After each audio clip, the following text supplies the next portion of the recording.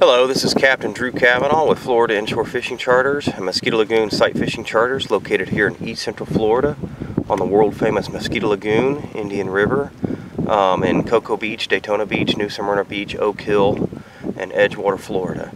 And today is January 27th, 2013, and this is your New Smyrna Beach, Mosquito Lagoon video fishing report. Well, as you can see here, we have just yet another beautiful day here in East Central Florida on the Mosquito Lagoon.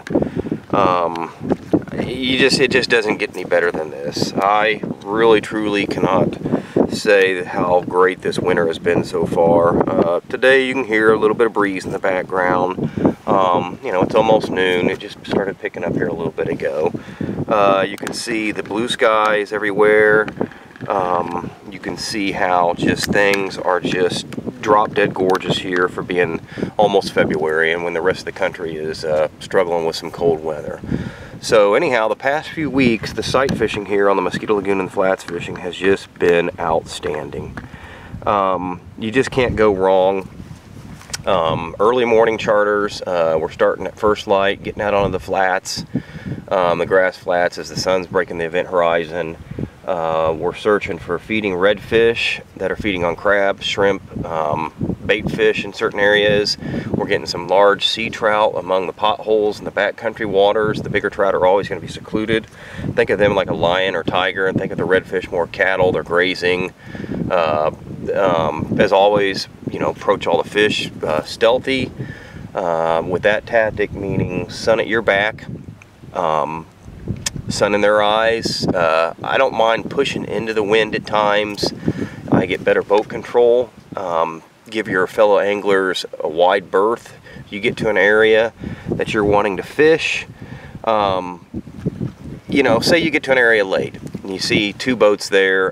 When you see a flats fisherman or a sight fisherman, just because you see a boat sitting in one position, do not assume that they're going to stay right there in that area. Typically they'll stay on a path and work an area maybe the size of a half square mile, a quarter mile. Too often I'll be pushing my boat, or even somebody else, I'll watch them push and somebody coming right behind them, and say you're going to turn around and look for something within a few hundred feet of right where you're at, and there's somebody right on behind you. Think of it like this: you take your wife or girlfriend out to dinner, there's a special restaurant you want to go to, you have a special table that you like to sit at, you get there, you show up late, there's somebody sitting there. Do you just go in and sit on top of them? No. You swallow your pride, say, we're a little late, next time let's be there early, and you move to another spot. It's the same thing out here. So anyhow, the go-to baits here the past few weeks have been the DOA cows in either the short paddle tail, the long 5x5. I prefer a white color, black, white on the bottom. Everything's got white on the bottom like always. I rig my DOA cows with a weedless hook and a small bullet weight. It allows you a little bit more distance to make the cast. Be sure as you throw in to lead the fish. If you're throwing in a big pot of fish, you know, flock of bird 30s, but one of those fish, you're going to spook all 400 or 500 of them. Throw in front of them, past them a little bit, bring the bait into them with a soft presentation. If you're throwing at tailing fish and feeding fish, definitely make a soft presentation. A big splash onto the water will do nothing but spook these fish and send them on their way. Just like anything, if you're in your boat and all of a sudden if something lands inside the boat, you're going to jump and it's going to scare you to death.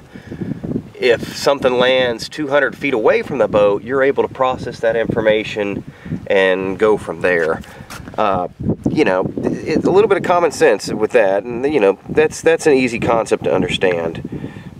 Basically, the other thing that you're going to want to do is take your time. Search areas very cautiously. For those of you wanting to use bait, you can go white hole it. Look for an area that's drop-off ledges, flats. Put you a piece of mullet out there, cut mullet ladyfish or whatever. But you know what? You're going to wind up sitting there for a long time. This body of water is designed to sight fish. This body of water was put here for a sport fishing paradise to get out here and search and destroy. Look for these fish. Good things will come to you if you look for them and work hard for them. As you can see, I don't know if you can see it, the water Let's see if I can just zoom down here. Probably not without the polarization on. the water is just cleared up tremendously. The algae bloom that we had several months ago is gone. The water out here looks like spring water. Also, another thing that's happened the past few weeks is the water level has dropped tremendously. What that does is, think of it like this: you have cattle in a field, 100-acre pasture. You close off 45, 50 acres of that pasture. You've now compacted your cattle in an easier area to get to and to find. Yet on the downside of that, there's always two sides, a yin and a yang. Out here, you take water away, you've taken feeding ground away from these fish. Now the anglers are all compacted into one area. That's where the etiquette's going to come in. Be careful navigation this time of year. The water levels are very shallow. Be very, very protective of the grass flats. They go away, we go away. The topwater bite has been great. DOA shallow runner bait busters. Overcast mornings, cloudy days, feel free to you know, just blind cast for a little bit if you want to kill some time or whatever.